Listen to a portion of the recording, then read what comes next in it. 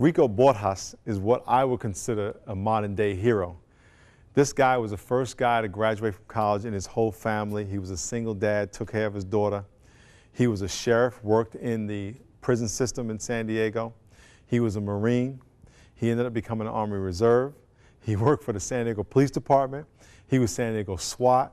This guy was everything. He also boxed for the police department. He was just an incredible guy. But what happened was his cousin went to Iraq and died, and he said, I want to go in honor of my cousin and fight. So he joined the Army Reserve, he went to Iraq, and he was killed by a sniper. Well, we had the privilege of doing his funeral. We had about 1,200 police officers there. SWAT was on the building. We had the police, the sheriff, we had a general, we had a captain from the Marines, we had the mayor, our police chief, the city council. It was a big deal. There were about 300 to 400 cop cars as far as you can see down the road. There were fire trucks, there were SWAT Humvees. It was incredible, the display of appreciation for him. But what touched me the most was when they took the casket out of the sanctuary. You have to understand, the Marine Corps, they have a motto that no one's left behind, no man left behind. And if you die in the battlefield, they will never, ever leave your body alone.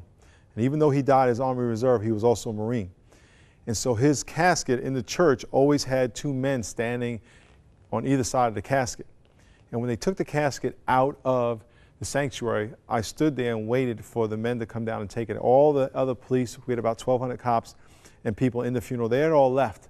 The casket is in the sanctuary alone, and I'm standing there with another pastor, and 9 soldiers marched down in formation, barely making a sound. They had their commands under their breath.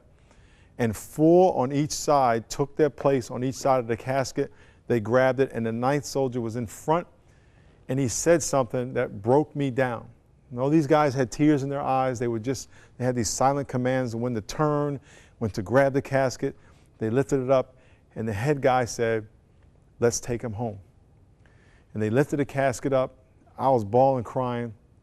We walked out of the sanctuary, and outside were all the police officers standing, saluting Rico Borjas, lined up and down the street. We got in the hearse, took the body up to the cemetery, and all the way up the cemetery, every street was blocked by the police and the motorcycle cops. The streets were lined with people with American flags. Little kids were saluting with bent hands, all the way up to the cemetery, where they lined up in formation. They gave his family medals, they gave his family flags, and the whole time I'm watching this guy get honored, I'm thinking about what's going to happen when I die. Is God going to say to me, well done, good and faithful servant? Are the angels going to rejoice when I go to heaven? What's going to happen to you when you die? Is God going to honor you, or is God going to say to you, you did exactly what I called you to do with your life? Remember the 5 Ps. God has prepared you to do something incredible. Go do it.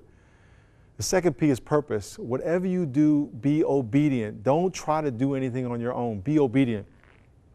The third P is pain.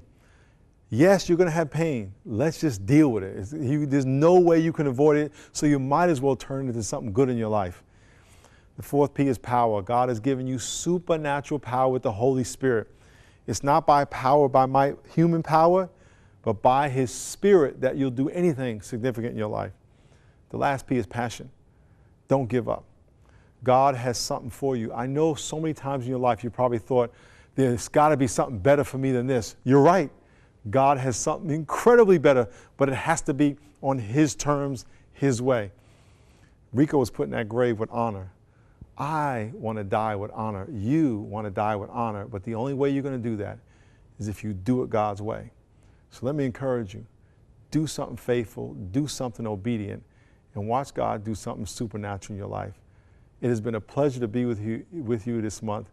I love Canadians, I love Canada, and I hope to see you soon. God bless you, and do something.